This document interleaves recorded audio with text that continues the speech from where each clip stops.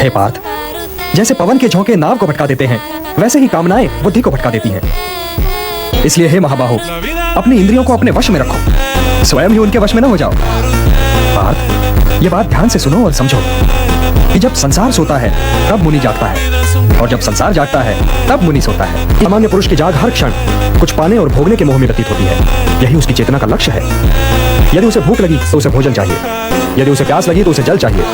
उसकी सोच आत्मनिष्ठ है, परंतु मुनि अर्थात स्थितप्रज्ञ की सोच वस्तुनिष्ठ है। वो व्यक्तिगत भूख और व्यक्तिगत तृष्णा के परे देखता है। इसलिए हे पार्थ, जो सामान्य पुरुष की इंद्रियों के लिए दिन है वो मुनि के लिए रात है, क्योंकि वो तो इंद्रियों की सीमा को पार कर चुका है।